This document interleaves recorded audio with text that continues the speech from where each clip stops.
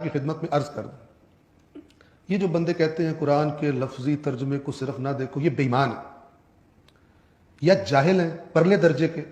آپ کے پاس قرآن کے ٹیکسٹ کے علاوہ کوئی اس دنیا میں راستہ ہی نہیں ہے کہ کوئی اور چیز آپ کو بتائے تفسیر کرنے والے نے کہاں چیٹ کیا۔ کسی بھی مسلک کی آپ تفسیر پڑھیں گے، اسی لیے تو زور لگاتے ہیں تفسیر تفسیر تفسیر تفسیر، تاکہ پہلے ہی مائنڈ سیٹ وہ بنے۔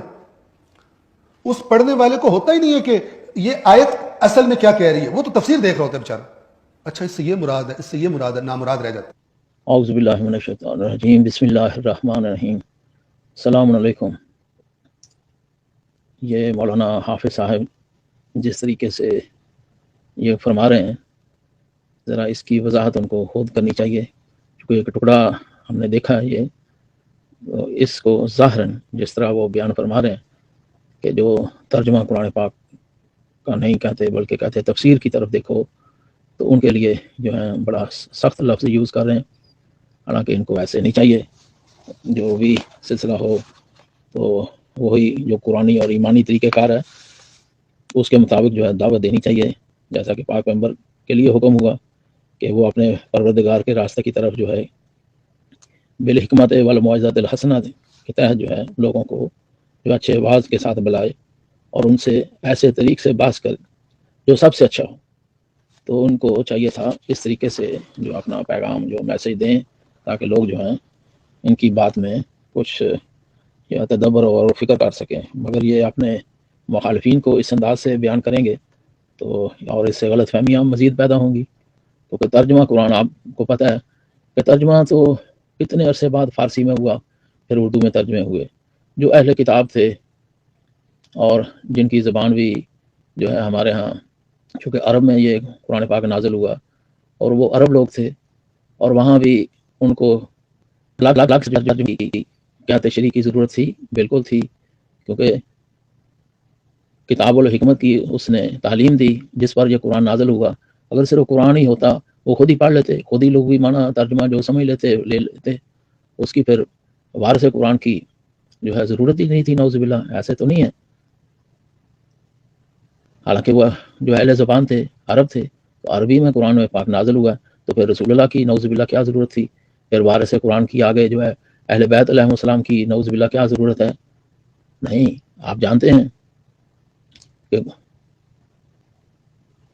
سامت قرآن اور قرآن ناطق نہج البلاغہ میں امیر المومنین علیہ السلام نے کیا فرمایا، اور ہم اسی چیز کو لے لیتے ہیں کہ بھئی ہم حدیث ثقلین کو لیتے ہیں، ہم وارث قرآن کے بغیر قرآن کو حل نہیں کر سکتے۔ ہم قرآن کو کافی کہنے والے نہیں ہیں کہ اپنی مرضی سے ہم جو ہے اس کا ترجمہ کر لیں، اور تفسیر برائے کا جو ہے ہمیں حکم نہیں ہے، بڑی سختی سے اس کی ممانعت موجود ہے کہ جو اپنی رائے سے قرآن کی تفسیر کرے۔ ہاں، ان کو چاہیے تھا اچھا لوگوں معنی کر لیا جائے، وہ مراد لے لیا جائے، تو پھر جو ہے یہ متشابہ آیات جو ہیں کہ جن کے دلوں میں کجی ہے وہ اسی سے تو استنباط کرتے ہیں، تو کون پھر اس کی وضاحت کرے؟ کیونکہ ظاہراً قرآن پاک کا لغوی معنی دیکھا جائے کہ بھی اللہ کیا کہتا ہے، کیا وہ مراد ہوگی؟ نہیں۔ مثلا چند ایک مثالیں توحید پر ہی آپ لے لیں کہ جس دن ہر چیز ہلاک ہو جائے گی، صرف چہرہ بچ جائے گا، تو کیا اللہ کا صرف چہرہ رہ جائے گا؟ کیا اس کے باقی نعوذ باللہ جو سلسلے ہیں وہ ختم ہو جائیں گے؟ چہرے سے مراد کیا ہے، وجہ سے مراد کیا ہے؟ وہ تفسیر ہی بیان کرے گی نا۔ وہ اہل بیت علیہ السلام وارث قرآن ہی بیان کریں گے کہ اس سے کیا مراد ہے۔ اچھا پھر اسی لے لو، اسی قرآن کو کہ اللہ نے جب کہا ابلیس سے کہ تو نے سجدہ کیوں نہیں کیا جس کو میں نے اپنے دونوں ہاتھوں سے بنایا، تو یہ ید یعنی دونوں ہاتھوں، ہاتھ کا کیا مطلب ہے؟ عربی میں کیا کہتے ہیں؟ کیا لوگ بھی منع کریں ہم؟ اللہ کے کوئی نعوذ باللہ ہاتھ ہی حصی ہاتھ ہے، کوئی اس کا کوئی حصی چہرہ ہے؟ کیا لیں گے؟ اچھا پھر اسی طرح آپ جائیں کہ جس دن پنڈلی ننگی کی جائے تو ساکھ جو ہے پنڈلی کو کہتے ہیں، تو کیا اللہ کی کوئی پنڈلی ہے؟ تو اسی طرح آپ توحید کے بعد نبوت پر آ جائیں، کیا نعوذ باللہ سید الانبیاء کے اوپر جو لغوی معنی فٹ کر دیتے ہیں، ابن مکتوم والا جو واقعہ نابینے والا، یا آبا صاحب اللہ والا، تو کیا نعوذ باللہ سید الانبیاء کے بارے میں ہم یہ تصور کر سکتے ہیں؟ کیونکہ ظاہراً قرآن کا ترجمہ تو یہی لیں گے کہ پھر بس لغوی معنی کر لیا، ترجمہ کر لیا۔ نہیں، جب تک تفسیر اہل بیت علیہ السلام سے چیز واضح نہ ہو اس وقت تک جو ہے ہمیں کیا پتہ چلے کہ ابھی جس کا کلام ہے وہ کیا کہنا چاہتا ہے۔ اور اسی طرح آپ جانتے ہیں کہ جناب موسیٰ علیہ السلام جب شہر میں داخل ہوئے تھے تو اس وقت جو ہے دو بندے لڑ رہے تھے آپس میں، تو ایک جو ہے ان کا شیعہ تھا، ایک ان کا مخالف تھا۔ فاستغاثہ الذی من شیعتہ، جو ان کا شیعہ تھا اس نے استغاثہ فریاد کی، موسیٰ علیہ السلام کو پکارا، موسیٰ علیہ السلام نے اس کی ہیلپ کی، اور جو مخالف تھا اس کو مکہ دے مارا، اور وہ اتفاق سے وہ مر گیا۔ تو آگے کیا کہا قرآن نے کہ یہ عمل شیطان کا ہے، تو کیا نعوذ باللہ موسیٰ علیہ السلام کا مکہ مارنا عمل شیطان ہے، یا ان دونوں کا آپس میں لڑنا عمل شیطان ہے؟ یہ تفسیر ہی بیان کرے گی نا، حدیث ہی بیان کرے گی، معصوم ہی بیان کریں گے، نہ کہ لغوی معنی ہم خود کر کے بیٹھ جائیں گے۔ اسی طرح آپ جانتے ہیں کہ نہج البلاغہ میں جو ہے جو تیسرا حصہ ہے جہاں مکتوب نقل ہوئے ہیں اور وہاں ہدایت نمبر 77 ہے، وہاں پہ بھی مولا نے جب خوارج سے مناظرہ ڈن ہوا تھا تو اس وقت آپ کو پتہ ہے خارجی بھی تو قرآن کو لے کر آئے تھے کہ اسی کے مطابق فیصلہ ہوگا، تو پھر لغوی معنی جو کرے گا وہ اپنی مرضی سے کرے گا نا کہ یہ قرآن جو کہہ رہا ہے بس اسی کو ہم نے ماننا ہے۔ تو جب وارث قرآن کو چھوڑ دیا جائے گا، جب تفسیر اہل بیت کو چھوڑ دیا جائے گا تو پھر نتیجہ کیا نکلے گا؟ تو خیر، تو جناب عبداللہ بن عباس کو خوارے سے مناظرہ کرنے کے لیے بیچتے وقت جو ہے جو وصیت آپ نے فرمائی کہ تم ان سے قرآن کی روح سے بحث نہ کرنا، کیونکہ قرآن بہت سے معنی کا حامل ہوتا ہے اور بہت سی وجہیں رکھتا ہے، تم اپنی کہتے رہو گے وہ اپنی کہتے رہیں گے، بلکہ تم حدیث سے، کیا فرمایا مولا نے، بلکہ تم حدیث سے ان کے سامنے استدلال کرنا، وہ اس سے گریز کی کوئی راہ نہ پا سکیں گے۔ یعنی حدیث سے کہ جس پر قرآن نازل ہوا ہے اس کو اس معنی پر لے کر آنا، چونکہ جو ہے وہ اپنا خارجی جو ہے انہوں نے پھر اس کو قبول نہیں کیا اور جو ہے وہ بھاگ گئے۔ تو الغرض قرآن پاک کو ہم نے لینا ہے وارث قرآن سے، جو تفسیر بے رائے کرتے ہیں ان کی مذمت ہے۔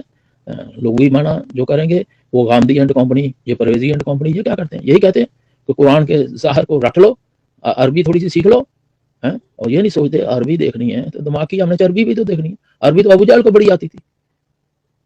تو جب تک وارث قرآن سے ہم قرآن کو نہیں لیں گے، اپنی مرضی سے ترجمہ تشریح کریں گے، تفسیر کریں گے، تو وہ جو ہے ہمیں دین سے اور قرآن سے دور لے جائے گا۔ ہمیں وارث قرآن سے لینا ہے۔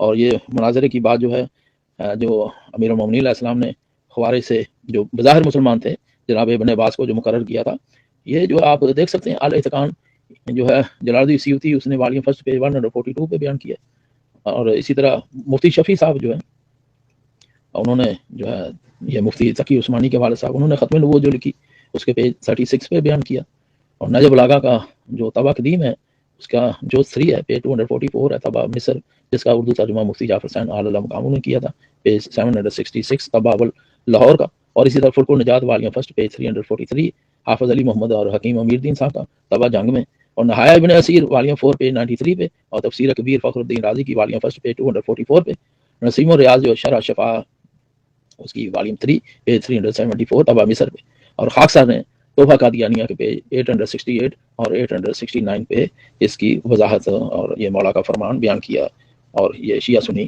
کتابوں سے ریفرنس دیا۔